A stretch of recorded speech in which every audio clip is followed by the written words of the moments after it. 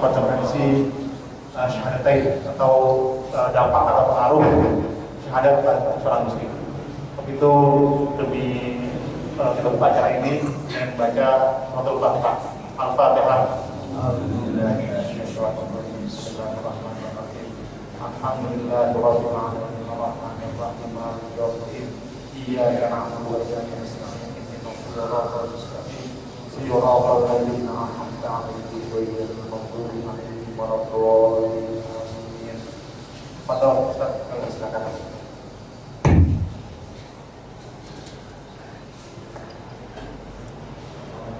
Alhamdulillah samil alim syaitanir rajim. Bismillahirrahmanirrahim. Alhamdulillah rabbil alamin wassalatu wassalamu ala asyrafil anbiya'i wal mursalin sayyidina Muhammadin wa ala alihi at-tahirin wa ashabil akramin wa man tabi'ahum bi ihsanin ila yaumiddin. Jemaah yang Allah taala,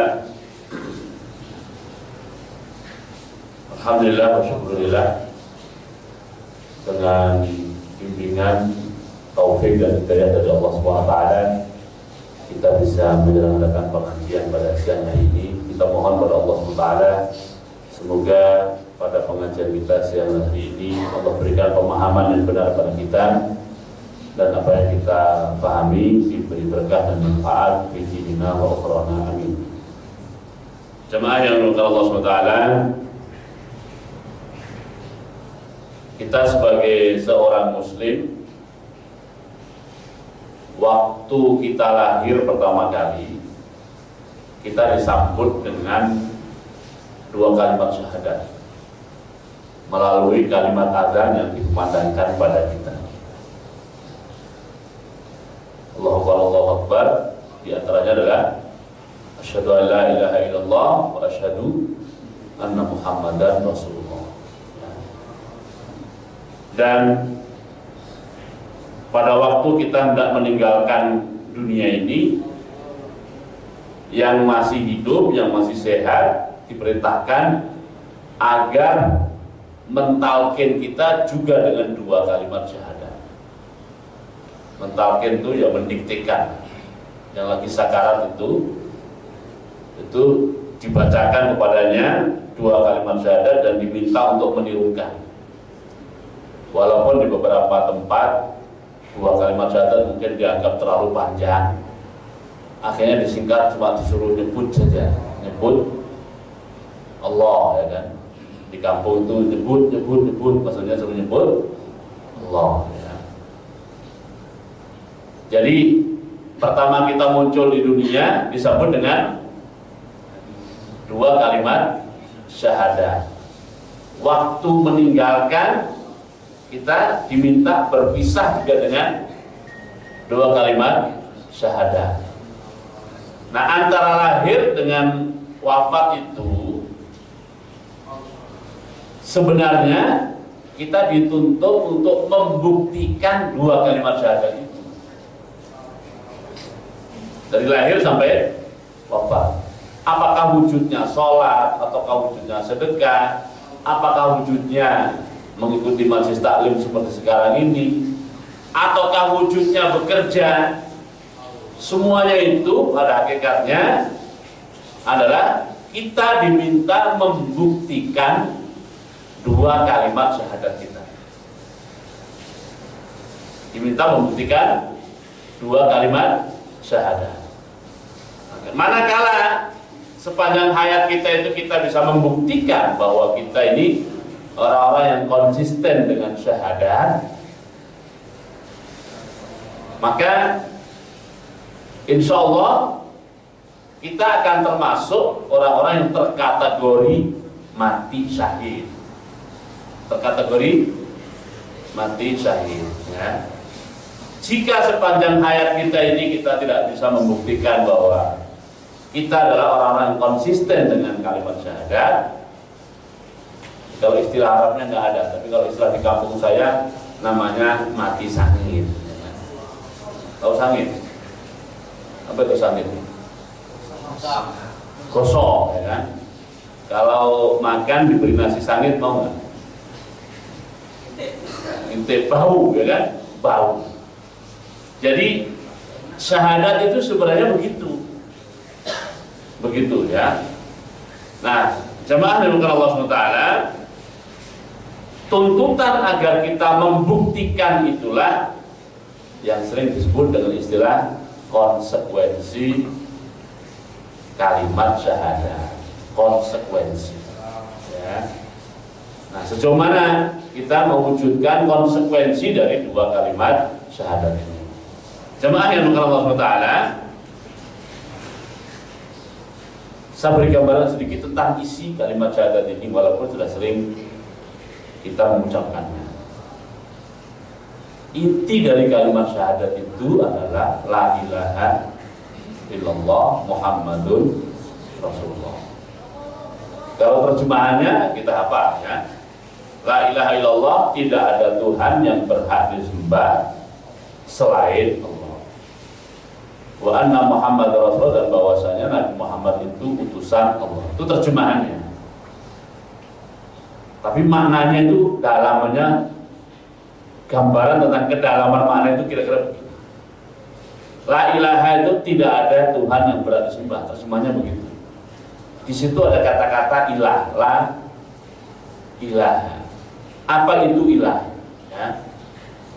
Ilah ini istilah Arab yang maknanya itu adalah senyawa atau kesatuan dari dua. Senyawa atau kesatuan dari dua hal. Yang pertama adalah ketundukan yang sempurna, dan yang kedua adalah cinta yang sempurna. Saya perlu jelaskan sedikit tentang tunduk dan cinta ini ya. Siapa yang paling jago bicara cinta di sini? Nanti boleh juga kita share tentang ilmu cinta ya. Kalau ada pencuri atau copet kita tangkap, setelah tertangkap dia tunduk kan? Setelah tertangkap dia tunduk kan? Tunduk. Pertanyaannya, tunduknya disertai rasa cinta nggak? Tidak. Nah, tunduk yang seperti itu bukan yang dimaksud oleh kata ilah. Bukan yang dimaksud oleh kata apa? Ilah. Itu ya. Itu ada tunduk, tetapi tidak ada cinta. Kasih lagi ya. Kalau seorang ayah atau bapak mencintai anaknya, karena cintanya anak itu ya dikasih jajan, disekolahkan, kalau sakit dibawa ke dokter, diobati, itu cinta. Tetapi apakah sang ayah itu tunduk pada sang anak? Tidak, ya kan? Tidak tunduk pada sang anak. Itu ada cinta tetapi tidak ada tunduk. Ada cinta tapi tidak ada tunduk. Tetapi jika cinta dan tunduk itu menyatu, apalagi bersenyawa itu sedemikian rupa, nah itulah yang disebut dengan istilah Arabnya itu ilah atau penyembahan atau penghambaan. Contohnya bagaimana contohnya? Ya. Seorang suami mencintai istrinya atau sebaliknya istri mencintai suami. Cinta. Oke, itu ada unsur cintanya. Nah, kalau unsur cinta itu digabungkan dengan unsur tunduk secara total, sehingga kalau peristiwa ini terjadi pada seorang suami di hadapan istrinya, pokoknya apa kata istrinya itu dia turuti dan dia penuhi. Dan dalam memenuhi atau menuruti itu dengan penuh rasa cinta, pada hakikatnya suami itu telah menyembah atau menuhankan istrinya. Kira-kira ada nggak di dunia ini kayak gitu? Hah? Di dunia ini ada nggak? Ada. Kalau di SCTV ada nggak? Nah, seorang suami, ya, saya pernah dengar cerita tentang seorang pejabat negara bersama dengan istrinya menerima seorang tamu yang cerita pada saya tamunya itu. Saat bertamu ke situ, ditemuin oleh pejabat itu dan oleh istrinya. Jadi bertiga mereka di ruang tamu. Kemudian suaminya masuk ke dalam, ada satu mungkin hajat atau apa, dan keluar masuk dalam.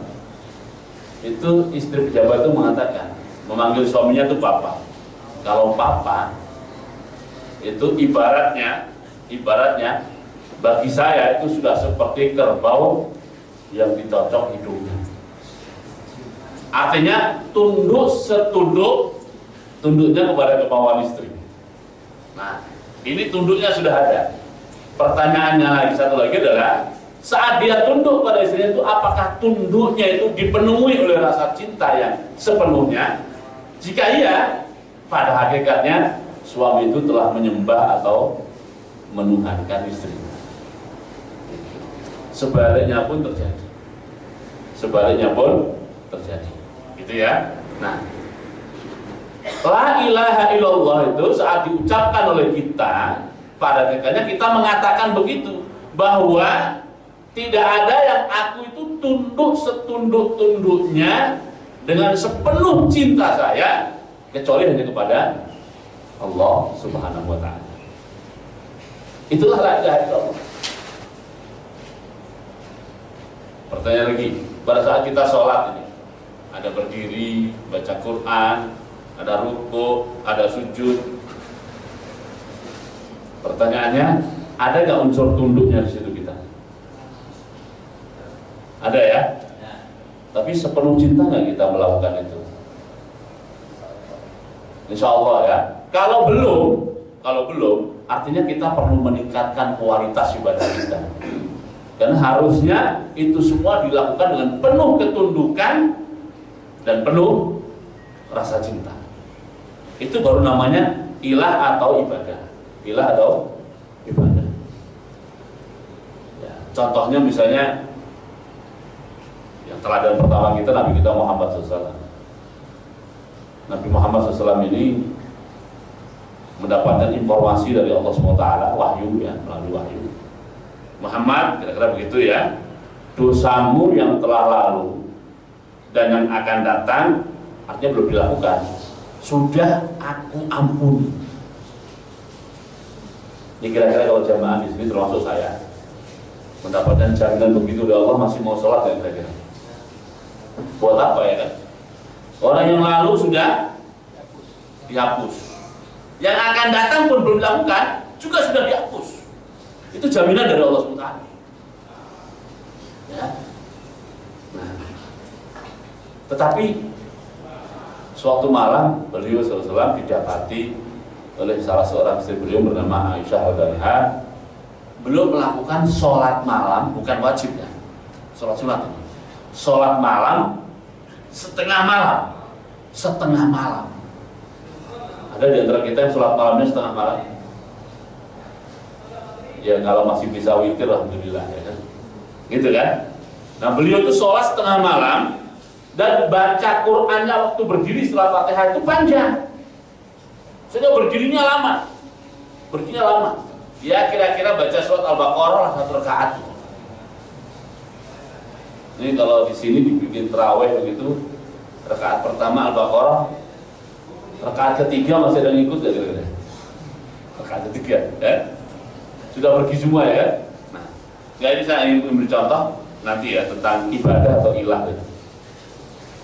Berdiri lama, lalu rukuknya pun lamanya mendekati berdiri. Lalu sujud beliau itu lamanya mendekati rukuk, sehingga kaki beliau itu sampai bengkak-bengkak kelamaan berdiri. Istri beliau Ummul Mukminin Aisyah sampai heran, Rasulullah, bukankah engkau ini manusia, dosa engkau telah lalu dan yang akan datang sudah diampuni oleh Allah SWT? Rasulullah jawab, betul. Kalau mau sudah diampuni, kenapa masih sholat seperti ini? Nah ini jawaban beliau nih. Beliau mengatakan, aku kan ingin menjadi seorang pengabdi yang banyak bersyukur. Bahasa aslinya Arabnya, afala akunu abdan syakuron. Tidakkah aku menjadi seorang pengabdi yang banyak bersyukur? Artinya kalau aku sudah mendapatkan fasilitas seperti itu, ya aku tingkatkan lagi penghambaanku kepada Allah dan aku wujudkan ibadah dengan cara seperti tadi dengan maksud untuk bersyukur pada Allah SWT. Jadi beliau melakukan itu dengan penuh ketundukan dan penuh rasa cinta, karena beliau ingin mengabdi pada Allah Subhanahu wa Ta'ala.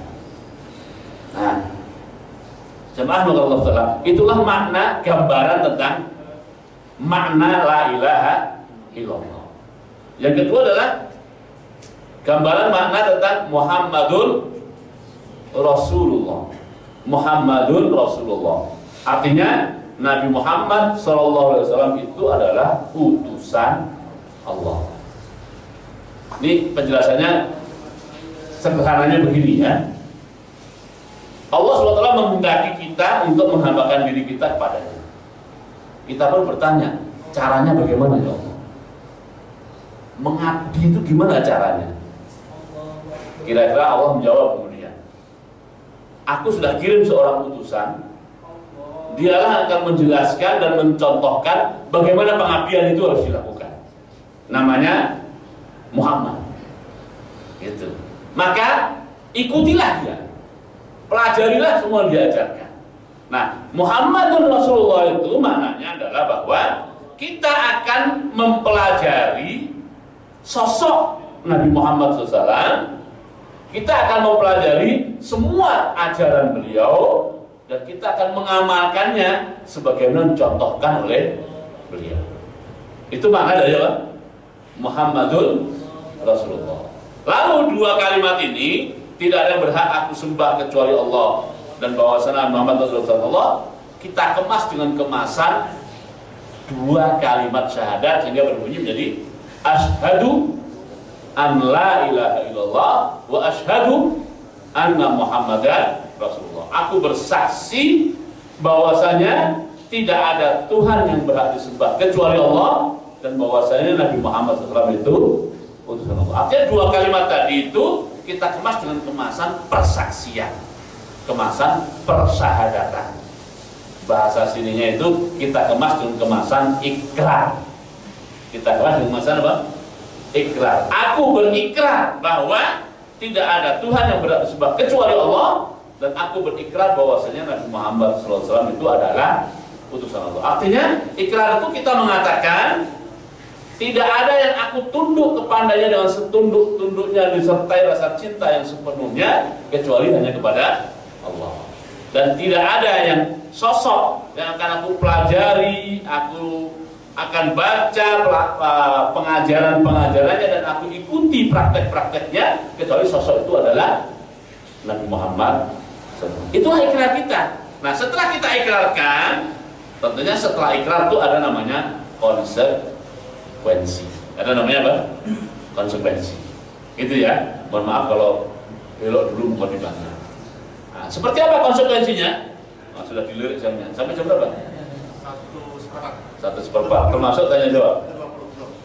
Belum termasuk tanya jawab. Oke. Masih cukup umur insyaallah. Ya. Mohon maaf tadi agak ada miss sedikit ya. Saya datang tidak membawa HP dengan nomornya. Dulu tidak ada.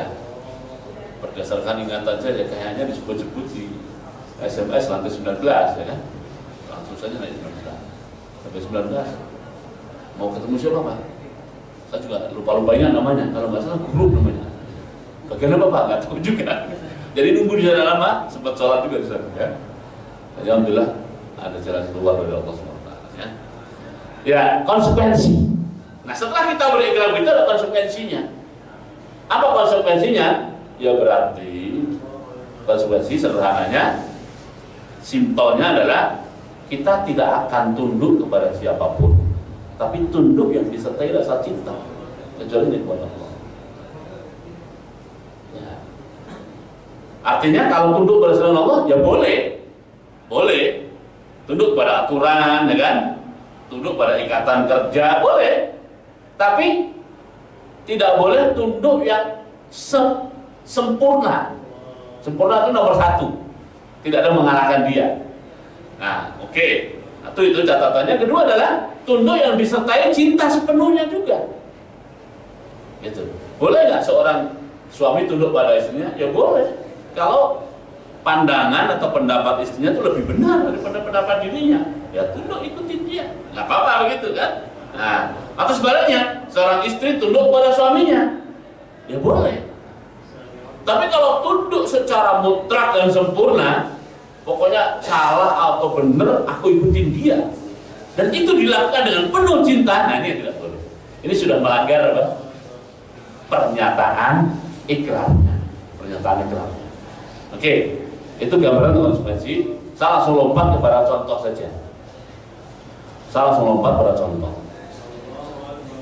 Para sahabat Nabi radhiyallahu anhu di zaman dulu, zaman Rasulullah SAW, mereka adalah orang-orang yang sudah berkali-kali ikrar di hadapan Nabi Muhammad SAW. Saya kasih contoh satu kasus, ya. Pada tahun 6 Hijriah, kaum muslimin itu tinggalnya di kota Madinah. Mempunyai musuh, orang-orang musyrikin tinggalnya di Mekah. Mekah dihuni oleh orang musyrikin, Madinah dihuni oleh orang Islam. Antara Mekah dan Madinah sudah berkali-kali terjadi perang. Sampai tahun 6 Hijriah itu, suasana antara dua kota ini adalah suasana perang. Apa artinya perang? Ya, siapa lebih cepat membunuh daripada yang lain, itulah perang. Ya kan? Di suasananya masih perang. Di tengah suasana perang itu, tiba-tiba Nabi Muhammad SAW menyampaikan informasi begini. Para sahabatku, kira-kira begitu ya. Tadi malam aku bermimpi. Nah, perlu diketahui, mimpi Nabi itu adalah wahyu, pasti benar. Tadi malam aku bermimpi, kita melakukan umroh dengan aman.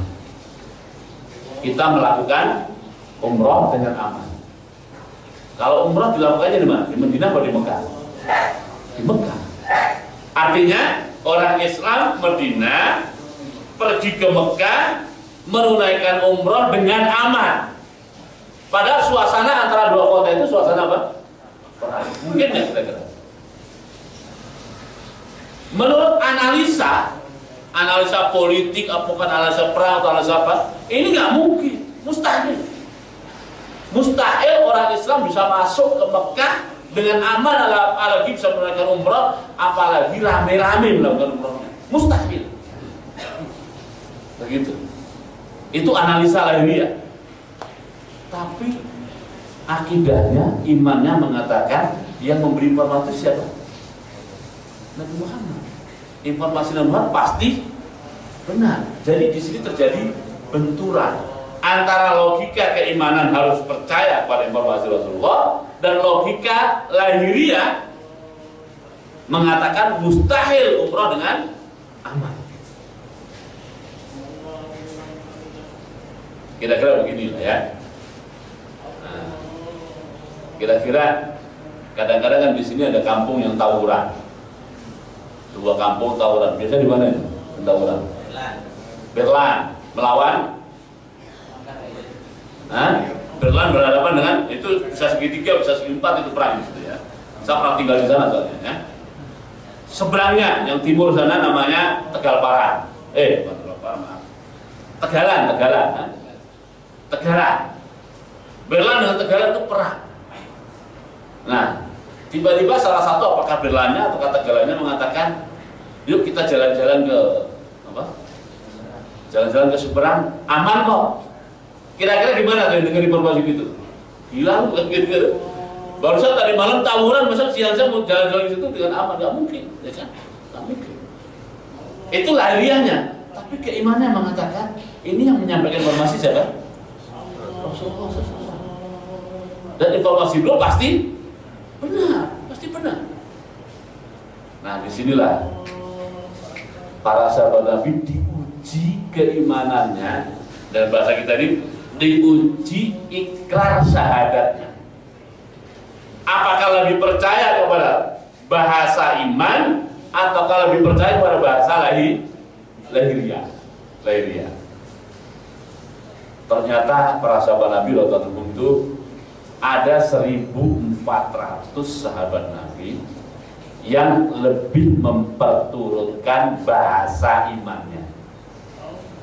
Sehingga pada saat Rasul berangkat menuju umroh, 1.400-an itu siap setia menyertai Rasulullah untuk melakukan ibadah umroh. Walaupun analisa dari dia ini mustahil aman.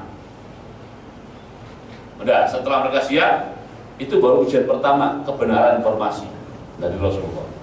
Tiba-tiba Rasulullah buat pengumuman sebelum berangkat. Pengumumannya begini, kira-kira kalau pakai bahasa sekarang, baik para sahabatku, karena niat kita adalah umroh, maka kita tidak membawa peralatan perang. Gitu. Tadi baru waktu berangkat umroh itu, beberapa sahabat Nabi mikir untuk jaga-jaga, antisipasi, kalau dan sebagainya, ya kita bawalah peralatan apa? Perang. Kalau gitu. Tapi tiba-tiba keluar pengumuman, karena niat kita umroh bukan perang, maka kita tidak membawa peralatan perang. Kita hanya diperkenankan membawa senjata personal pribadi, yaitu pedang untuk pembelaan diri. Zaman dulu memang orang kalau keluar kampungnya harus bawa pedang. Mungkin ketemu serigala, mungkin ketemu macan, ketemu apa, harus bawa itu. Itulah namanya senjata pribadi. Dan kalau perang pakai itu saja. Nah, ini semakin apa? Menciutkan nyali bagi yang nyalinya ciut kan. Tetapi 1.400 tetap berangkat. Menjelang memasuki kota Makkah, ternyata di hadapan mereka ada pasukan Mekah menghadang, memancing rombongan umroh itu agar berperang. Waktu itu pasukan itu dipimpin oleh Khalid bin Walid, dan waktu itu Khalid bin Walid masih belum masuk Islam.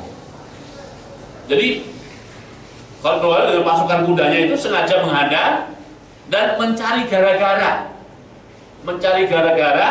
supaya dengan gara-gara itu terjadi perang. Dan kalau terjadi perang, kalkulasinya Mekah akan menang. Pertama, itu di kampung mereka, di kota mereka. Yang kedua, mereka siap dengan peralatan perang, dan lawannya jumlahnya lebih sedikit dan tidak membawa peralatan perang.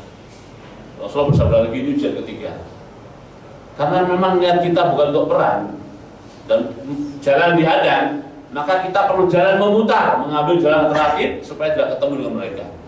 Yang namanya jalan memutar itu di sana itu adalah bukit terjal yang batunya itu tajam, 1.400 orang dengan binatang-binatangnya yang akan disembelih untuk umroh itu harus melewati kawasan itu untuk menghindari kemungkinan perang. Dan sampailah mereka di tempat yang sekarang dikenal dengan nama Hudaybiyah.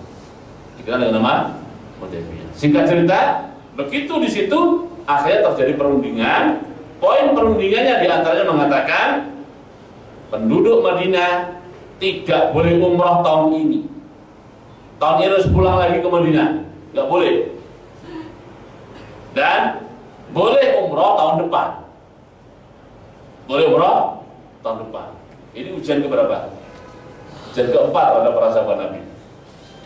Padahal Rasul mengatakan kan, kita akan umroh tapi akhirnya tidak jadi umroh, harus pulang. Ini kira-kira oleh jamaah STV ini sudah bayar uang, sudah ini, ya kan? Udah pamitan, udah bikin Kalimatus Safar mau berangkat, terus nggak jadi berangkat, kira-kira gimana? Nggak jadi berangkat, kira-kira gimana? Hah?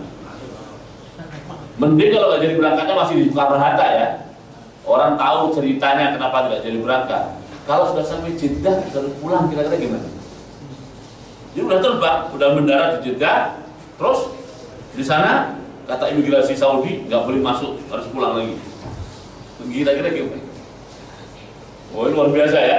Nah, akhirnya disinilah mulai beberapa sahabat Nabi itu emosi. Dan ada yang menemui Rasulullah mengatakan, Rasulullah, bukankah engkau Rasulullah? Ini ujian ya kan? Bukankah engkau Rasulullah? Rasulullah sabar ya kan? Belum menjawab, betul, aku ini Rasulullah, ya kan? Lalu Rasul berkata, bukankah engkau mengatakan bahwa kita akan umroh dengan aman tahun ini? Rasul jawab, saya hanya mengatakan kita akan umroh dengan aman. Saya tidak mengatakan tahun ini, tahun depan insya Allah sesuai perjanjian. Kira-kira dalam arti gimana? Lalu tahun ini aja nggak jadi, apalagi tahun depan kan lebih nggak jelas lagi kan? Nah gitu. Tapi akhirnya mereka pulang lagi semuanya. Nah, di sini ujian berat. Ujian berat. Lebih percaya mana? Lebih percaya analisa lahiriah atau lebih percaya logika keimanan? Ini ujian bagi ikrar 2 kalimat syahadat. Nah, sebelum perundingan itu terjadi pun ada ujian yang lebih gawat lagi. Lebih gawat lagi. Yaitu proses menuju perundingan itu, Rasulullah mengirim utusan namanya Utsman bin Affan untuk menemui orang Quraisy dengan maksud menjelaskan pada orang Quraisy Mekah bahwa kami memang datang untuk umroh, bukan untuk apa-apa, umroh saja. Izinkan kami tawaf dengan Ka'bah 7 kali, lalu lari dari Safa ke Marwah bolak-balik, ya kan? Safa Marwah, Marwah Safa semuanya 7 kali. Habis itu syukur, habis itu pulang. Itu saja. Sehari kan cukup, ya kan? Tapi kata orang bisa. Nah, Utsman yang diutus radhiyallahu anhu itu ditangkap malah oleh orang Quraisy. Ditangkap, akibat ditangkap muncul berita tersiar di kalangan para sahabat Nabi bahwa Utsman bin Affan terbunuh oleh Quraisy. Karena terbunuh, maka terjadi perubahan perkembangan. Kumpulkan semua 1.400 Rasulullah. Ini gimana nih? Ada kemungkinan Utsman bin Affan terbunuh. Apa yang kita lakukan? Kata para sahabat Nabi, kita harus bela Utsman, ya kan? Meskipun dengan taruhan nyawa kita sendiri. Kita berangkat 1.400, pulang harus 1.400, pulang 1 nggak boleh. Nah, akhirnya mereka berikrar, namanya berbaiat, dikenal dengan nama Baiatur Ridwan. Sumpah setia untuk tetap membela dan bersama Rasulullah apapun yang terjadi, ya kan? Apapun yang terjadi, dan kalaupun harus terjadi perang, mereka tidak akan mundur sejengkal pun. Mundur apa? Sejengkal pun.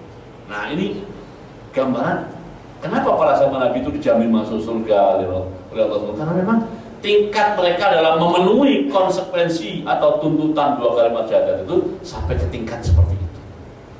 Sampai ke tingkat seperti itu. Walaupun ternyata semuanya itu ujian dari Allah SWT. Perangnya tidak jadi, walaupun umrohnya juga tidak jadi, akhirnya diganti tahun depannya, mereka benar-benar umroh, ya kan? Jadi rupanya Allah menguji mereka sejauh mana kesetiaannya mengikuti ikrar mereka, yaitu tetap mengabdi kepada Allah SWT dan menyertai Rasulullah, dan itu terbukti. Itu apa? Terbukti. Nah, ada juga beberapa kaum muslimin di waktu itu yang tidak termasuk 1.400 tadi. Tidak termasuk yang 1.400. Artinya mereka lebih mengedepankan logika lahiriah daripada logika keimanan, gitu ya. Cuma mereka juga istilahnya nggak terbuka secara apa adanya. Diceritakan di surat Al-Fatih itu ayat di surat Al-Fatih ayat 11, 12 ya. Ada kaum muslimin itu yang begitu Rasulullah berencana umroh di tahun 6 itu yang tidak aman itu, beberapa langsung datang kepada Rasulullah, mohon maaf ya, kali ini saya tidak ikut menyertai engkau. Kenapa? Di rumah lagi banyak urusan istri, urusan anak, urusan ekonomi, sehingga mohon maaf Rasulullah, kami untuk kali ini saja tidak bisa menyertai engkau umroh. Itu alasan yang dikemukakan, ya kan? Dan ternyata yang beralasan begitu tuh banyak. Karena pada waktu itu kaum muslimin itu jumlahnya udah lebih dari 5.000. Kalau lebih 5.000 jumlahnya, yang berangkat cuma berapa? Berarti lebih banyak yang mana? Yang nggak berangkat yang di rumah. Berarti masing-masing mengajukan alasan begitu supaya nggak berangkat. Kemudian Allah SWT membongkar rahasia yang sebenarnya dari yang tidak berangkat itu. Di ayat 12 surat Al-Fatih Allah berfirman, bal dhanantum an lan yanqalibar rasul wal mu'minun ila ahlihim abada. Allah berfirman, sebenarnya mereka yang tidak berangkat itu bukan karena sibuk urusan istri, bukan karena sibuk urusan anak, bukan karena sibuk urusan nyari duit, ya kan? Atau kerja. Sebenarnya mereka tidak berangkat alasannya adalah sebab kalau berangkat pasti tidak akan pulang selamanya. Kalau berangkat apa? Pasti tidak akan pulang selamanya. Kok begitu? Iya, Lah Mekah masih dikuasai musuh. Itu kan bahasa orang kampung saya itu ulo marani gebuk, ya kan? Ular mendatangi gebukan. Udah jelas ada dikuasai musuh. Suasana masih perang, datang ke situ kan untuk diapakan? Untuk disembelih. Makanya dalam hati mereka kalkulasinya, wah, kita nggak akan pulang selamanya ini. Dan bukan hanya itu, mereka pun berkata 1.400 yang berangkat bersama Rasulullah pun, mereka pun tidak akan pulang selamanya. Anlan yang qalibar Rasul wal mu'minuna ila ahli abad. Dan kalkulasi itu terlalu mendominasi hatinya. Penuh di sini dengan kalkulasi itu, akibatnya mereka nggak berangkat. Mereka nggak berangkat, gitu ya. Tetapi Allah SWT Maha Pengasih, Maha Penyayang, Maha Pemurah. Di ayat-ayat berikutnya Allah jelaskan bahwa untuk mereka-mereka yang tidak berangkat, dalam arti tidak memenuhi ikrar kalimat syahadatnya, Allah akan membuka kesempatan lagi. Satu kali lagi saja dibuat kesempatan. Kalau dalam satu kesempatan yang baru ini kalian masih tidak memenuhi konsekuensi dari ikrarnya, maka Allah tidak akan memberikan pengampunan pada kalian. Makanya setelah peristiwa itu, kaum muslimin tidak pernah ada, sahabat Nabi tidak pernah ada yang terlambat lagi, semuanya ikut, selalu bersama Rasulullah sesuatu apapun yang terjadi. Jemaah yang Allah SWT ya, sekarang dunia kita bukan dunia perang. Contoh tadi adalah apa yang terjadi pada zaman itu. Tetapi sebenarnya setiap hari, bapak-bapak yang Allah SWT ya, jemaah yang Allah SWT, kita selalu dihadapkan dengan kayak begitu. Setiap hari. Gampangnya saja begini. Tiba-tiba kita lagi asyik kerja atau asyik ngobrol, terdengar atau berkumandang suara azan. Ini kan ada dua tarikan ini, memenuhi panggilan azan atau keasikan dengan yang dunia sekarang ini. Itu lahiriannya begitu, tapi pada hakikatnya adalah kita sedang diuji apakah kita memenuhi konsekuensi dua kalimat syahadat kita ataukah memenuhi yang bukan konsekuensi dua kalimat syahadat. Contoh ya kan, contoh lain, lagi puasa Ramadan siang-siang, kira-kira nanti Ramadan kita musim hujan atau musim panas? Kalau ada kemungkinan 28 Juni kita sudah mulai berpuasa atau 29 Juni, artinya bulan 7 kita Ramadan ya, sepanjang bulan ini panas misalnya. Ini lagi dapat tugas luar, panas ya kan? Nah, saking panasnya haus ya kan, sampai kering rasanya mulut. Wah, kebetulan ini tempatnya lagi sepi nih ya kan, tempat sepi, tidak terlihat siapa-siapa, nggak ada temen. Ini kalau minum seteguk saja, ya kan? Nah, itu sebenarnya adalah ujian. Apakah mau memenuhi konsekuensi dua kalimat syahadat, di mana dia mengatakan saya harus menuruti kehendak Allah, tunduk pada kemauan Allah, suruh haus, suruhlah dahaga, ikuti saja, ya kan? Dan dilakukan dengan cinta, ataukah ya sekali-kali melanggar lah nggak apa-apa, gitu ya? Nah, kalau melanggar, ya artinya kita telah melanggar konsekuensi kalimat syahadat kita, gitu. Begitu yang lain. Jadi seluruh hidup kita, saya tersebut tadi, dari lahir kita tadi sampai wafat nanti, setiap saat, setiap waktu, dimanapun kita selalu akan dihadapkan pada benturan-benturan kayak begitu.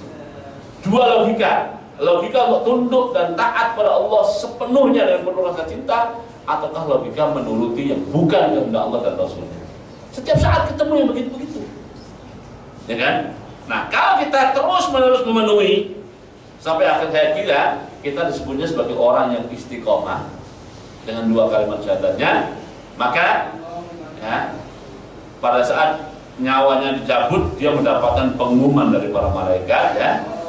Pengumumannya mengatakan alla takhafu wa la tahzanu wa abshiru fil jannati allati kuntum tu'adun.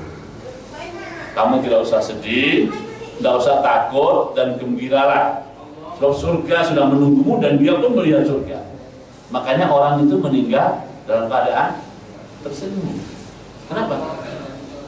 Padahal nyawa dicabut itu sakit, tapi rasa sakit itu terkalahkan oleh penglihatan dia ke dalam surga yang kelihatan itu. Kenapa dia kok bisa melihat surga waktu itu? Sebab sepanjang hayatnya dia memenuhi konsekuensi 2 kalimat syahadat. Namun sebaliknya kalau yang tidak memenuhi konsekuensi 2 kalimat syahadat, begitu nyawa dicabut, yang terlihat oleh dia adalah tempat dia di neraka. Makanya kelihatan, ya kan? Kelihatan tuh ketakutan dan kengerian. Bahkan di sebagian mayit kalau sudah mendalam itu sampai kelihatan gosong juga. Kok bisa begitu? Iya, karena pada saat nyawanya dicabut itu dia melihat tempatnya akan di mana. Kok bisa begitu? Kenapa? Sebab selama hidupnya ini dia tidak memenuhi tuntutan 2 kalimat syahadat. Gitu ya, tuntutan 2 kalimat syahadat. Jadi oleh karena itu kembali bahwa saat kita lahir disambut dengan 2 kalimat syahadat, saat kita wafat ditalkin dengan 2 kalimat syahadat. Antara 2 waktu ini, 2 keadaan ini kita dituntut untuk memenuhi 2 kalimat syahadat. Manakala kita memenuhi, insya Allah kita pamitannya akan disambut, pamitan dengan dunia disambut dengan sambutan malaikat, alla takhafu wa la tahzanu wa abshiru. Jangan takut, jangan sedih dan bergembiralah. Tapi manakala kita tidak memenuhi 2 kalimat syahadat, alhamdulillah kita juga akan mendengar dan bahkan diperlihatkan kepada tempat kita di neraka, sehingga kita mati dalam keadaan ngeri dan dalam keadaan ketakutan. Itu baru saat mati. Selanjutnya adalah namanya kehidupan akhirat yang bersifat abadi. Yang memenuhi 2 kalimat syahadat akan abadi di surga Allah SWT. Yang tidak memenuhi 2 kalimat syahadat sama sekali akan abadi di dalam neraka. Kalau setengah memenuhi, setengah tidak memenuhi, ya setengah-setengah. Itu mungkin yang bisa saya sampaikan. Semoga ada manfaatnya pengajian kita pada siang hari ini. Assalamualaikum warahmatullahi wabarakatuh. Baik Pak, sebelum mulai sesi pertanyaan ada pengumuman bahwa besok ada pengajian juga diisi oleh pengajian DKM Al Makmur, diisi oleh Ustaz Fakhruddin Al-Bantani. Temanya tentang 20 sifat Allah yang wajib diimani. Baik, ada yang mau bertanya?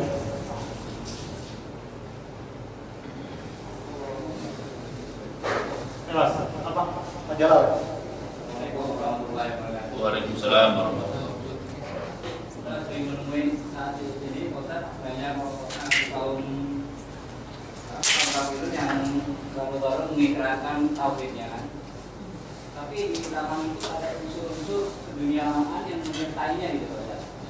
Dengan tujuan bahwa saya begini-begini, oleh karena itu saya mengucapkan tauhid dengan cara ikrar yang seperti itu di mata Allah dan di mata Islam gimana pandangannya Ustaz? Assalamualaikum warahmatullahi wabarakatuh. Pertanyaannya jelas kan? Nggak perlu diulang. Insya Allah yang seperti itu adalah nilainya dia telah menapakkan kaki di titik awal ikrar yang benar, walaupun waktu itu ya masih belum, tapi sudah Pak, istilahnya on the track, walaupun mungkin belum berjalan, belum menggelinding gitu ya. Nah, tinggal tugas dia selanjutnya adalah secara perlahan namun pasti diposisikan kepada posisi yang konsekuensi 2 kalimat syahadat yang sebenarnya. Itu bisa terjadi. Kalau untuk awal-awal tuh mungkin banyak terjadi. Di zaman Rasul juga pernah terjadi. Ya. Ada seorang laki-laki namanya Abu Tolha. Terus ada seorang perempuan namanya Ummu Sulaim. Ummu Sulaim ini sahabat Nabi Muhammad SAW, muslimah, dia sudah masuk Islam. Nah, Ummu Sulaim ini menjanda tiba-tiba karena suaminya meninggal. Nah, Abu Tolha itu naksir kepada Ummu Sulaim ini. Naksir. Nah, maka dilamarlah Ummu Sulaim. Ya, jawaban Ummu Sulaim waktu itu ya, sebenarnya engkau Abu Tolha sebagai laki-laki itu, saya tidak punya alasan untuk menolak lamaran engkau. Engkau sebagai laki-laki artinya ganteng, ya kan? Ya pokoknya faktor-faktor yang membuat tidak ditolak kamu miliki semua, Abu Tolha. Tapi satu aja membuat saya tidak bisa menerima lamaran kamu. Kamu itu musyrik, aku ini muslimah. Engkau musyrik, aku muslimah. Maka kata Muslim, kalau kamu mau mengucapkan 2 kalimat syahadat, artinya masuk Islam, gitu ya. Ah, itulah mahar saya. Kata Muslim, itu mahar saya. 2 kalimat syahadat itulah mahar saya. Akhirnya Abu Thalhah memang masuk Islam, mengucapkan kalimat syahadat. Yang jelas niatnya apa awalnya? Supaya menikahi Muslim, ya kan? Tetapi ibaratnya dia telah menampakkan posisi kakinya on the track, ya kan? Dan selanjutnya dia selalu menghadiri majelis Rasulullah SAW, ya kan? Mengikuti arahan istrinya, bukan dalam konteks tunduk pada istri, tapi istrinya lebih tahu tentang Islam daripada dia. Akhirnya Abu Thalhah radhiyallahu anhu juga menjadi sahabat Nabi yang sangat baik. Jadi secara perlahan yang negatif-negatif tadi menjadi hilang atau sirna bersama dengan pembinaan yang kami. Nah, kita pun begitu juga, mungkin kita belum gitu ya. Belum sebersih sahabat Nabi tadi dalam tunduk yang penuh cinta pada Allah. Ya nggak apa-apa. Yang penting kita menapaki jalur itu dan terus berupaya untuk menapaki tangga-tangga menuju kebaikan yang lebih prima. Nah, apa-apa kalau wallah ya. Ada lagi? Silakan. Assalamualaikum warahmatullahi wabarakatuh. Waalaikumsalam warahmatullahi wabarakatuh. Saya mau bertanya Pak Ustaz, kalau kita mau lahir kan di azanin, kalau kita kalau sudah meninggal diikrarin gitu. Taklid. Kalau Oke. kita meninggalnya di rumah sakit atau di rumah lagi sakit, tapi kalau meninggalnya di gilang strip, gimana itu? Ya kan nggak ada yang tahu, tahu Iya, iya. innalillahi Iya. ya nggak ada yang ucapin, tahu kita udah di rumah ya. Iya. Gimana itu? Jadi kalau ada saudara kita atau siapapun yang kita tahu dia seorang muslim sakit ya, maka datangilah dia, tungguin. Maksud nungguin adalah perhatikan mulutnya. Kalau begitu perhatikan gitu kelihatannya tanda tanya sakaratul maut, talkinlah ucapan 2 kalimat syahadat. Kalau sudah berhasil mengucapkan, jangan disuruh ngomong lagi, diemin, gitu ya. Jadi tugas yang hidup adalah nungguin. Apakah setelah dia mengucapkan 2 kalimat syahadat, dia mengucapkan kalimat lain. Kalau tidak mengucapkan kalimat lain, biarin saja. Jangan diajak bicara lagi, jangan ditanya lagi, tungguin aja. Supaya apa? Supaya 2 kalimat syahadat itu menjadi kalimat terakhir dia di dunia ini. Yang tugas nunggu itu penting, makanya harus tungguin. Tugas nunggu penting ya kan? Untuk melihat itu, apakah dia mengucapkan kata-kata lain. Begitu mengucapkan kata-kata lain, suruh mengucapin 2 kalimat syahadat lagi. Kalau sudah berhasil mengucapkannya, dia semuanya suruh dia. Dan supaya memperhatikan, ada nggak dia mengucapkan kata-kata yang selain 2 kalimat syahadat. Sehingga dengan cara seperti itu, nanti kalaupun dia meninggal, kalimat terakhir yang diucapkan di dunia adalah kalimat 2 kalimat syahadat. Meskipun jarak antara kalimat itu mungkin seminggu nggak apa-apa. Habis mengucapkan kalimat syahadat, komanya seminggu habis itu meninggal, ya sudah. Jadi disebut kalimat terakhir tidak harus mengucapkan lalu mati, nggak harus begitu, ya kan? Nggak harus begitu, itu ya. Ini tugas kita. Nah, kalau ada peristiwa di jalan, dugaan kita yang mengalami peristiwa itu muslim atau non muslim? Dugaan kita apa? Kalau di sini ya kan, muslim lah. Kalau masih ada, dia masih bisa mengucapkan 2 kalimat syahadat, ya kan? Maka kita yang melihat itu tidak semata-mata minggirin dari tengah jalan ke pinggir jalan. Bukan. Lihat kalau dia ada tanda-tanda sakaratul maut, suruh mengucapin apa? 2 kalimat syahadat. Kalau sudah mengucapkan kayak tadi, ya, yang lain suruh diam. Jangan ditanya macam-macam, supaya dia tidak berkata-kata lain. Sehingga kalaupun dia nanti meninggal, itulah kalimat syahadat yang merupakan kalimat terakhir dia. Gitu. Kalau ya kita dapatnya sudah meninggal, ya lain lagi cerita, ya kan? Kalau sudah meninggal, orang udah nggak bisa merespon bagaimana, ya kan? Tapi kita hanya bisa mendoakan semoga, gitu ya, semoga, gitu. Dia tadi waktu meninggal dalam keadaan sudah mengucapkan apa? 2 kalimat syahadat. Semoga. Nah, insya Allah bapak-bapak yang dimulakan Allah Taala, kalau sepanjang hayat kita ini, hidup kita itu terisi dan terobsesi dengan 2 kalimat syahadat, insya Allah akhir hayat kita akan mengucapkan dua kalimat syahadat. Insya Allah. Tapi kalau nggak pernah, dan justru mengisi hati kita tuh kalimat lain yang keluar juga yang lain. Itu subhanallah ya. Cerita tentang orang yang sakaratul maut sampai akhir hayat itu macam-macam ceritanya. Ada yang pernah cerita kepada saya. Orang itu sakaratul maut ditalkin suruh mengucapkan kalimat Allah dan kalimat syahadat Allah. Itu dia pingsan. Begitu siuman, dia teriak, grogol. Kenapa? Rupanya selidik punya selidik. Ini dulu itu pemuda pengangguran, ya kan? Tapi sudah umur nikah. Ya karena sudah umur pengen nikah, begitu nikah, ya namanya pengangguran, nggak ada penghasilan. Habis nikah istrinya hamil melahirkan. Ya kan? Jadi sebagai gengsi, sebagai laki-laki itu jatuh sejatuh-jatuhnya dalam peristiwa itu. Nah, dalam keadaan dia sedang terpuruk seperti itu, ada yang nawarin pekerjaan, suruh jadi kondektur celilitan grogol. Gitu. Bagi dia, akhirnya pekerjaan itu adalah juru selamat. Bagi dia. Maka celilitan grogol itu mengisi seluruh relung jiwa dan hatinya. Itu segala-galanya bagi dia. Ya kan? Jadi dia punya gengsi di hadapan mertua, di hadapan istri, di hadapan anak karena pekerjaan sebagai kondektur itu mengisi seluruh jiwa raganya. Makanya pada saat sakaratul maut yang keluar bukan Allah, tapi apa? Rokok. Gitu. Makanya ini apa yang mengisi seluruh jiwa raga kita itu penting, ya kan? Sebaliknya contoh lain, cerita lain ya. Imam Ahmad bin Hanbal, muridnya Imam Syafi'i. Imam Ahmad bin Hanbal itu ulama pembela akidah Islam. Pada waktu sakaratul maut, muridnya semuanya ngumpul dan mereka berebut mentalkin Imam Ahmad supaya mengucapkan dua kalimat. Kata mereka, ya imam. Banyak, jadi semuanya berebut. Imam, qul la ilaha illallah. Imam Ahmadnya menjawab, lah. Ya imam, qul la ilaha illallah. Imam Ahmad, lah. Kemudian pingsan. Imam Ahmad.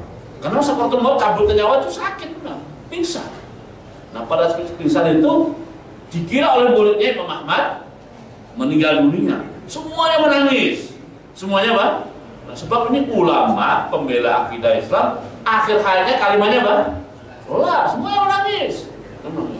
Ya, karena lah artinya tidak. Gitu. Nggak lama kemudian waktu muridnya seru-serunya menangis, Imam Ahmad siuman. Begitu siuman, Imam Ahmad mempunyai kekuatan untuk duduk. Muridnya semuanya berhenti menangis. Semuanya duduk, dengarkan saya, kata Imam Ahmad. Ya. Kata Imam Ahmad, kalian itu kalau mentalkin orang mau mati bukan begitu caranya. Rame-rame rebutan. Bukan begitu caranya. Orang yang sakaratul maut itu sedang berhadapan rasa sakit, nyawanya dicabut, ya kan? Jangan rebutan itu bingung merespon yang mana, gitu. Dan perlu kalian ketahui, saat kalian mentalkin saya itu yang datang bukan hanya kalian, iblis pun datang kepada saya. Kata Imam Ahmad. Dan iblis itu mengatakan kepada saya, wahai Ahmad, kamu telah selamat dari saya. Maka aku jawab kepada iblis, bukan kepada kalian. Aku jawab kepada saya, aku belum selamat dari kamu. Bapak aku masih hidup. Selama aku masih hidup, aku belum selamat dari kamu. Aku baru selamat dari kamu setelah aku terbukti nanti masuk surga. Maksudnya malah mengatakan lah. Jadi lah itu adalah jawabanku terhadap iblis. Yang waktu itu kelihatan, sekarang nggak kelihatan lagi. Ya? Nah, lalu adapun dua kalimat syahadat ya teman-teman, dua kalimat itu tidak pernah lepas dari hatiku. Tidak pernah apa? Lepas dari hatiku. Kemudian Imam Ahmad mengucapkan dua kalimat syahadat, asyhadu an la ilaha illallah, asyhadu anna Muhammadan rasulullah. Rahimahullah. Kenapa bisa begitu? Sepanjang hayatnya itu dipakai untuk membela dan membuktikan dua kalimat syahadat ini. Maka akhir hayatnya itu. Gitu. Nah, cerita orang yang akhir hayatnya kan macam-macam. Ada yang akhir hayatnya itu justru memanggil-manggil istri simpanannya. Artinya yang mengisi seluruh hidupnya itu siapa? Dia itu, ya kan? Bukan dua kalimat, tapi dia mengenali. Ada kerjaan tadi sebagai kondektur, ya kan? Ada yang saya pernah dengar sendiri kalau itu. Akhir hayatnya itu yang dicari gabah. Gabahku mana? Gabahku, pulang kampung, petani. Gabahku, bawa sini. Habis itu cincinku mana cincinku, ya kan? Nah, kata orang kemudian, kamu sudah mau mati, jangan nyari gabah, jangan nyari cincin. Ingat Allah, gitu kan? Itu bergantung apa mengisi. Alhamdulillah yang saya lihat itu, aku minta Allah, ya kan? Jadi ini nggak sederhana ya kalimat doa syahadat itu. Wah nanti gampang akhir hayat kita mengucapkan. Belum tentu, ya kan? Tergantung keadaan kita sekarang ini mau apa gitu. Allah itu ya. Oke. Ada lagi? Silakan Pak. Hakikat syahadat sebenarnya itu apa? Karena syahadat itu artinya bersaksi, menyaksikan. Kalau menyebut hanya mengatakan, menyatakan. Lah bersaksi itu menyaksikan Allah, keberadaan Allah. Bagaimana kalau tidak bisa menyaksikan keberadaan Allah? Padahal Allah itu bisa disaksikan oleh orang-orang yang makrifat kepada Allah. Itu Ya, aja. terima kasih ya. Syahadat itu memang terjemahannya bersaksi. Tapi syahadat dalam asli Arabnya itu kan terjemah itu kan simplifikasi, ya kan? Nggak mungkin seluruh katanya itu diartikan. Syahadat dalam arti Arab itu maknanya hadir. Syahadat itu bisa bermakna hadir. Contohnya di Quran, Syahrul Ramadan alladzi unzila fil Qur'an hudan linnas. Nah, terus faman syahida minkumus syahra. Faman apa? Syahida minkumus syahra. Syahida di situ artinya dia dalam keadaan hadir, dalam arti tidak dalam keadaan bepergian. Kalau bulan Ramadan tiba dan kita tidak dalam keadaan bepergian, maka falyasum, hendaklah apa? Berpuasa. Syahadat artinya hadir. Itu dalam bahasa Arab begitu ya. Syahadat juga berarti syahadat juga berarti kesaksian hati, bukan kesaksian mata. Kesaksian apa? Hati. Jadi tidak harus syahadat itu dalam bahasa Arab itu kesaksian mata, ya kan? Tapi kesaksian hati. Ya. Apa itu kesaksian hati? Ya hatinya mengakui. Gitu. Hatinya walaupun secara mata dia tidak melihat atau tidak menyaksikan. Gitu. Itu syahadat hati, ya. Syahidat juga berarti dalam bahasa Arab itu adalah menyaksikan dengan mata secara langsung. Makanya nonton TV itu bahasa Arabnya namanya musyahadatul tilfas. Nonton TV, TV-nya kelihatan, ada nonton, itu ya. Syahidat juga berarti ikrar dengan lisan. Ikrar apa? Dengan lisan. Seakan-akan orang itu menyaksikan dengan mata, yang dia saksikan dengan mata itu didalami dan diterima oleh hatinya, lalu mulut dan lisannya mengakui. Mulut dan lisannya apa? Mengakui. Maka dia menjadi kesaksian dengan lisan. Kesaksian dengan lisan. Nah itu arti syahadat. Nah, kalimat asyhadu an la ilaha illallah itu mencakup keseluruhan tadi. Mencakup apa? Dalam arti lisannya mengakui secara lisan, ya kan? Kenapa? Karena dia sudah menyaksikan dengan mata, gitu ya. Sudah menyaksikan dengan mata, dengan kesaksian yang sudah menembus ke hatinya, gitu ya. Nah, sekarang yang ditanyakan adalah menyaksikan dengan mata itu yang saya bahas. Ya. Apakah dimaksud menyaksikan dengan mata itu melihat Allah dengan mata? Tidak. Karena dunia ini bukan tempat yang mampu bagi terlihatnya Allah SWT. Kenapa saya mengatakan demikian? Karena Nabi Musa itu pernah minta pada Allah. Nabi Musa pernah minta pada Allah. Nabi Musa mengatakan begini, arini anzur ilaik. Ya Allah, tunjukkan zatmu ya Allah, supaya aku bisa melihat dengan mata saya. Melihat dengan, itu permintaan siapa? Nabi Musa alaihissalam. Dan dijawab oleh Allah. Bukan mustahil benar, tetapi bukan tempatnya di sini. Ya kan? Maka Nabi Musa jawab oleh Allah dengan jawaban, walakin indur ilal jabal. Coba kamu perhatikan, Musa lihat ke arah gunung itu, fa in istaqarra makanahu, jika gunung itu bisa bertahan, fasaufa tarani, maka engkau akan melihat aku. Kalau gunungnya bisa bertahan. Lalu Allah bercerita, falamma tajalla rabbuhu lil jabali, pada saat Allah baru hendak menampakkan, ya kan? Gunung itu sudah tidak tahan. Karena gunung tidak tahan dan Nabi Musa menyaksikan bagaimana gunung tidak tahan, kharra Musa sa'iqa. Maka Nabi Musa AS terjatuh pingsan. Terjatuh apa? Itu baru berkehendak. Jadi, apakah mungkin manusia melihat Allah di dunia ini? Kita tidak mengatakan tidak mungkin, tetapi bukan tempatnya. Dunia tidak akan mampu. Dunia tidak akan apa? Mampu. Dan insya Allah semua orang beriman yang di dunia ini terhalang untuk melihat Allah secara langsung, orang yang beriman di akhirat nanti akan melihat Allah secara langsung. Tapi melihatnya di mana? Di surga. Jadi masuk surga dulu baru melihat Allah. Ya. Nah, jadi melihat dengan mata di dunia ini, saya tidak mengatakan tidak mungkin. Sebenarnya mungkin, tapi bukan tempat. Tidak mampu dunia ini untuk menjadi tempat ya di mana manusia akan melihat Allah Subhanahu wa taala. Terus, kalau tidak mungkin dengan mata langsung, mungkinkah melihat dengan Allah dengan makrifat bahasanya? Dengan apa? Makrifat. Apa itu makrifat? Makrifat itu artinya kenal. Secara bahasa makrifat itu artinya kenal. Makrifat itu artinya tahu. Gitu. Jadi kalau dimaknai, makrifat itu artinya tahu Allah. Gitu. Dan kalau Allah tidak terlihat, bagaimana tahu?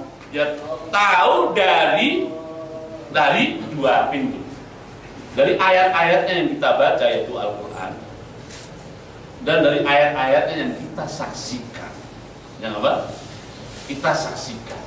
Nah, dari situlah kita akan tahu Allah. Misalnya, tahu dari ayat-ayatnya yang kita baca. Allah memberi informasi kepada kita. Misalnya di surat Hud ayat 6, Allah berfirman, "Wa ma min dabbatin illa 'ala Allahi rizquha wa ya'lamu mustaqarraha wa mustawda'aha kullun fi kitabin mubin." Singkatnya saja, Allah menjamin rizki semua makhluk hidup. Allah tahu di mana makhluk hidup itu berada, dan Allah tahu di mana gudang rizkinya disimpan. Dan semua jatah dia ditulis dan ada tercatat. Ya, ini informasi. Allah telah menjamin rezeki saya. Itu informasi yang kita terima, ya kan? Apakah kita harus sampai ke tingkat ma'rifat bahwa Allah menjamin rezeki saya? Ya sekedar tahu tadi ya, tapi ma'rifat sendiri tahu itu ada tingkatannya. Bagi yang pernah belajar ilmu pendidikan, tahu itu ada tingkatannya. Ya? Nah kalau tahu sedalam-dalamnya tentang Allah menjamin rezeki saya, itulah yang oleh para ulama disebut ma'rifat Allah. Tapi melalui pintu apa? Pintu pengenalan apa? Rezeki. Dan Allah memperkenalkan dirinya bukan hanya melalui pintu rezeki. Ada banyak. Karena Allah punya berapa nama? 99. Nah, jadi apakah mungkin manusia melihat dalam arti melihat dengan pengetahuan melihat Allah? Iya mungkin. Tetapi level orang di sini berbeda-beda. Nah, semakin mendalam dan mengakar, menguat pengetahuan kepada Allah, maka pasti perilakunya juga semakin baik. Tidak mungkin semakin kenal Allah perilakunya nggak baik, nggak mungkin. Gitu. Misalnya dalam masalah rezeki, dia sadar yakin seyakin-yakinnya rezeki jaminan Allah, pasti perilaku dia dalam mencari rezeki akan berbeda dengan yang tidak yakin, ya kan? Yang tidak yakin. Itu dalam konteks rezeki. Dalam konteks bahwa nyawanya itu tergantung pada Allah SWT, kapan dicabut dan sebagainya. Kalau dia marifat di pintu itu, ya kan? Keyakinan tentang kematian, perilakunya pasti tidak akan takut mati, ya kan? Sehingga karena tidak takut mati, daya juangnya juga tinggi. Nah, kalau orang dikatakan makrifat tapi daya juangnya rendah, kok takut mati, berarti dia sebenarnya belum makrifat dalam konteks ini. Sebab semakin tahu Allah, semakin tahu bahwa masalah mati itu rahasia Allah. Walaupun terjun ke medan perang, disabetin oleh berbagai senjata, kalau Allah belum lagi mati, hidup aja, kayak daihat aja gitu kan, ya kan? Nggak mati-mati gitu. Tapi kalau Allah mengenaki dia mati walaupun tidur di rumah, dia datang juga kematian ke tempat tidurnya. Jadi orang yang makrifat itu perilakunya tuh pasti semakin baik. Pasti apa? Semakin baik. Misalnya dia makrifat kepada Allah bahwa ya kenikmatan itu yang namanya nikmat itu manakala menghambakan diri kepada Allah. Itu nikmat.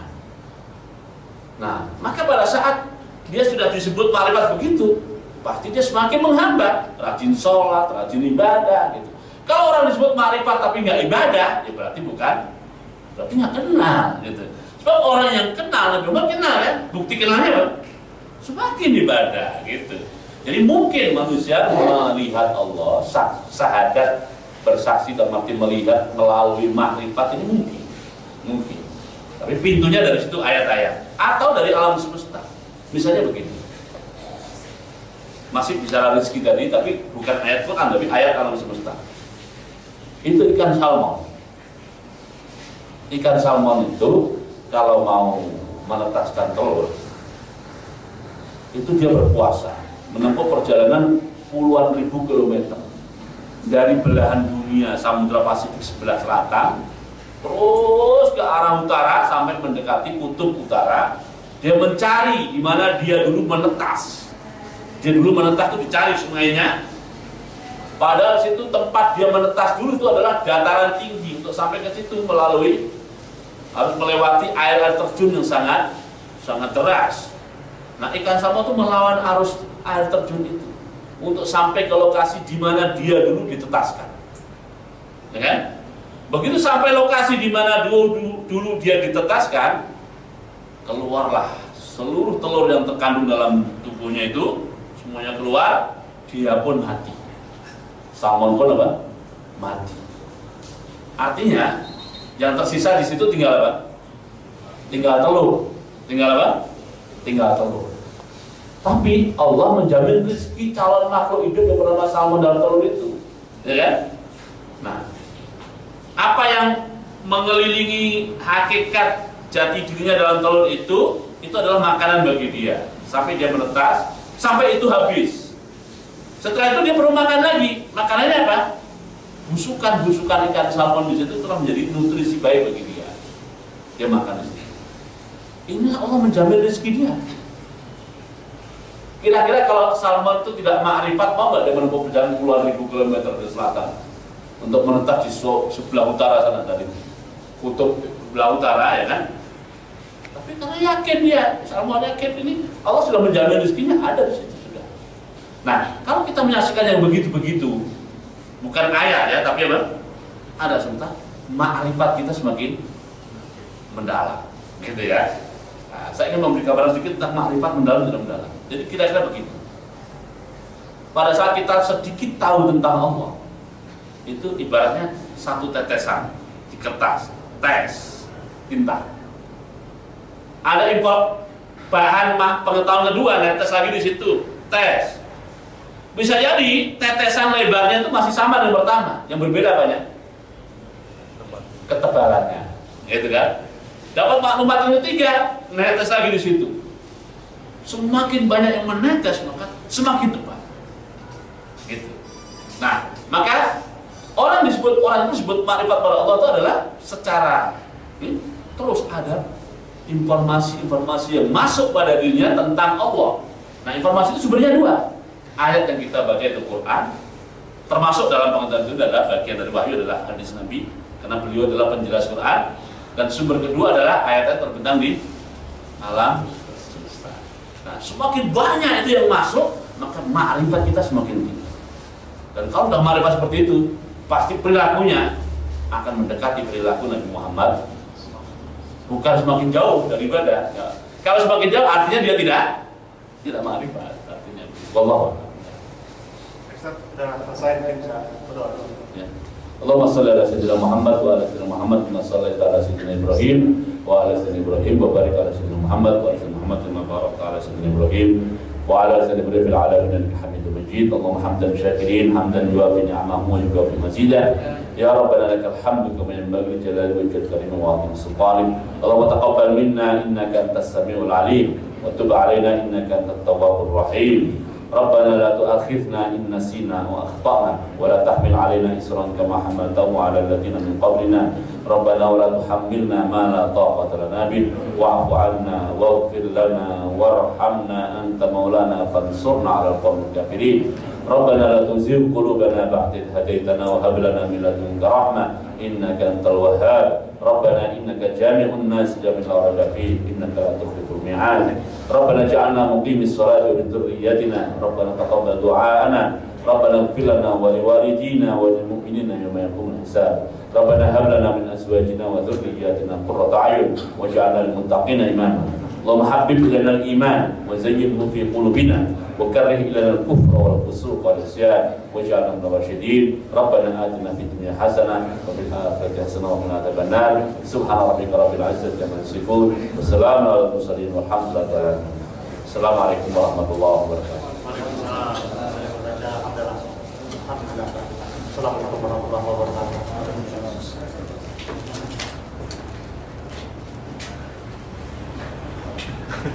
Mari Pak, silakan dinikmati yang ada di depannya. Nah, ini perlu apa?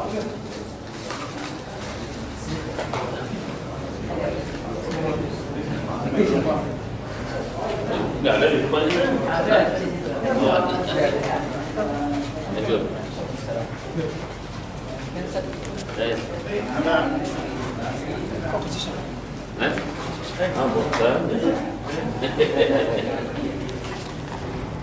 Tapi Pak Sultan kan nggak doyan daging, kan sering air